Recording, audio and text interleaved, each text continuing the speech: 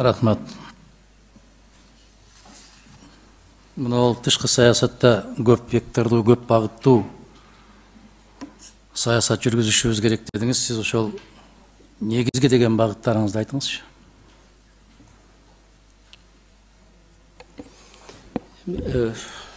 Мага өзүңүздөр билесиздер, Тышкы иштер министрлиги бул инструмент да. Саясат болсо президент өзү определять этет. Ошондуктан мен ойлойт элем, биринчиден бул биздин жакынкы кошуналар.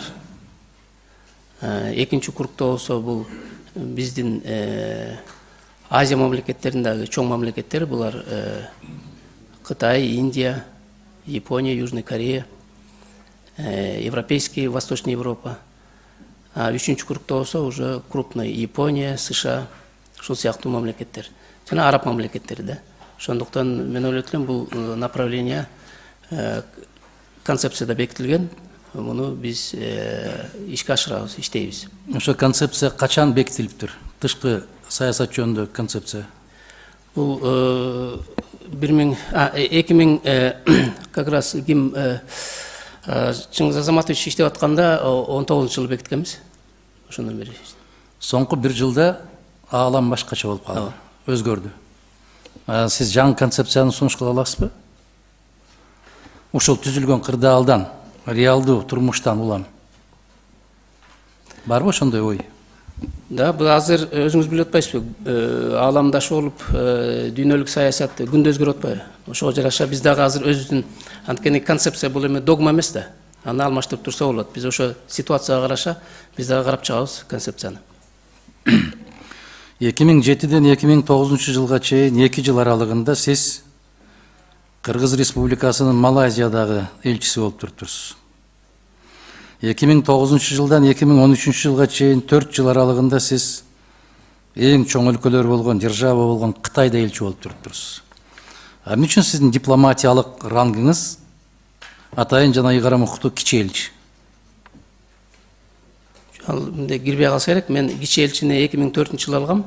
Мына ошо кичи элчи ойдон калдыңыз. 2003-жылы, 2004-жылы элчилик рангты алгам. 2004-жылы. Алгансызбы? Мына ошо кагазды биз толтурган жокпуз да. Туурабы? Мына ошо киргизип аткан расмий түрдө өлкө башчысы киргизип аткан кагазда ушундай каталык кеткенде мен ошон үчүн Чыңгыз Азаматович бир кагазды көрөлүчү дегеним ошол. Себеп баардык кагазды көрүп анан байкашыбыз керек. Кийинки суроо. Тажрыйбаңыз мол. Бизде Кыргызстанда көп бир жерде тынымсыз иштеп аткан кишилер эки нерсеге жооп бериш керек да. Биринчиси өтө чоң адис болуш керек, экинчиси эч качан өзүнүн оюн билдирбеген киши болуш керек да. Сиз ошо экөөнүн кайсысына кирем деп ойлойсуз? Биринчиден мен өзүм ишимди билгенге аракет кылам. Экинчиден болсо мен өзүм өзүңүздөр деле байкасаңыз керек, эч кандай соцсетте жокмун. Эл менен өзүм мындай байкап иштегенди жакшы көрөм. Мен өзүм ошондой. Мен сизди саясатка киргенден бери карап жүргөн киши катары айтып атам да. Эч качан оюңузду билдирбейсиз да. Бул кандай сапат? Элчиликке жакшы сапатпы же кандай дипломатияга? Мен муну сурап атканымдын себеби, айтыңызчы. Бизде Кыргызстанда элчилер кайсы критерийлер менен дайындалып атат? Бирөөнү кызматтан бошотту дагы, ал үн чыкпай туруш үчүн бир жакка кетириш керек болуп калды. Анын даярдыгы барбы, жокпу, мамлекеттик тажрыйбасы барбы, жокпу, ал боюнча маселе жок. Болгонду дагы ошол жакка жиберип атканда деле атайын ыйгарымдуу өкүл деп улуу наам берип коюп жиберип атат. Бул кандай бул? Кандай? Кайсы мамлекеттерде ушундай практика бар? Бул баягы биздин мамлекеттеги айтат элем, болезнь роста болуш керек. Анткени 30 жыл деп айтып атпайбы? 30 жыл деп. 30 жылда чоңойбогон өлкө бул кандай өлкө болот? 30 жыл мамлекет үчүн бир кичинекей эле шаг да. Есть государство по 200 лет, по 500 лет. Мен ойлойт элем, бул системага келебиз буюрса. Анткени биринчиден элчиликке профессионалдар даярданыш керек, тил билиш керек.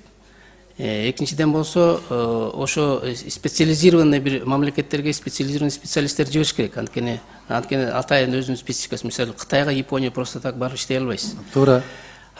Бирок өзүңүз билесиз, ар бир мамлекетте дагы саясий кызмат тапшырууда болот. Анткени президент өзү определяет внешнюю политику и өзүнүн кишилерин дагы жибергенге өзүлөрүнүн мүмкүнчүлүгү бар. Мен ушуну айткым келип атат да. Мисалы караңыз, СССР мезгилиндеги элчилердин корифеи болгон Андрей Андреевич Громыканы өзүңүз билесиз, 30 жылга жакын министр болду. Памятный деген 2 томдугу бар.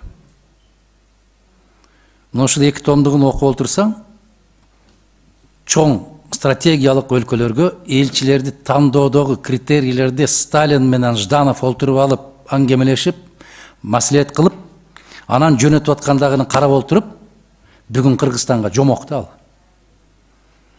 Мен бул суроолорду берип атканым себеби концептуалдык түрдө түбүнөн маңызын өзгөртө аласызбы деген суроо берип атам мен. Пайдубалын куруп кете аласызбы? Бирөөгө жакшы көрүнөсүз, бирөөгө жаман көрүнөсүз, бирок бул өлкөнүн тагдыры. Мамлекеттин тагдыры. Мына ошол Громыко Андрей Андреевич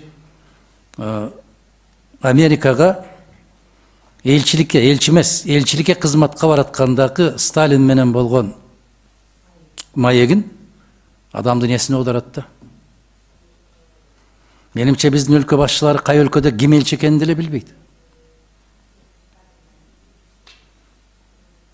Мына ушундай алишемдиктер болуп атат да.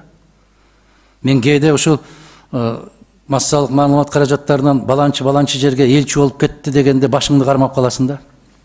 Ушунчалык дүйнөгө, ушунчалык мамлекетке зыянкечтик келтирүүнүн кажети барбы дегендей кылып да. Бизде үйлөнбөгөн жигиттерди деле улуу державаларга элчи кылып жиберип атат. Эч кандай бир саясий же мамлекеттик тажрыйбасы жок жигиттерибизди, кыздарыбызды алысыраак туруп турсун деп улуу державаларга элчи кылып жиберип атат. Ушул практиканы токтото алам деп ишенимдүү түрдө айта аласызбы? Токтотом мен ушуну депчи. Мен мүмкүн болгон аракетимди жумшайм. Анткени мен өзүм заводил болуп иштедим да. Көп сиз айткандай көп кадрлар өттү. Кээде айтууга туура келди. Токтото алып калдыңызбы? Бир-эки өчүсүн токтото алдыңызбы? Да, токтото алганга аракет кылдык. Мен ойлоп атам, мындан ары баягы мамлекет стабилдешип, түз иштегенде бул ситуацияга өзгөрткөнгө аракет кылабыз. Мен каалоорум ушул, сиздин талапкерлигиңизди колдойм, маселе жок. Баягы көзгө басар адистер аз калды. Анан жаңылар келүү керек деген бир ураанды таштап коюп, төө десең бе дегендердин баары келип ээлеп калышты да. Айрыкча Кыргыз Республикасындагы тышкы саясатта, коргонуу саясатында дасыккан, илимдүү, билимдүү инсандар, мына сиз сыяктуу бардык тепкичтерди басып өткөн азаматтардын келиши бул биздин мамлекетибизге жакшы. Бирок сизден сураныч ушул, мен жана айттым, бир жерде жылбай иштеш үчүн түк күн чыкпай дым бир сөз айтпаш керек да. Дың деген сөзүң үнүңдү чыгарбай гана көрүнбөй отура берип тымпыйып. Мына ушундай болсо өсө берет да бизде Кыргызстанда. Жакшы жигит болуп. Адамдын көз карашы болуш керек. Ушул жааттан айрыкча элчилерди дайындаганда мен сиздин принципиалдуу позицияларыңызда турушуңузду каалайт элем, ишиңизге ийгилик каалайм. Ушундай деген ишеним бар деген мындай бир алдын ала кандай десем, аванс менен буюрса тил табышабыз деген үмүттөбүз. Рахмат.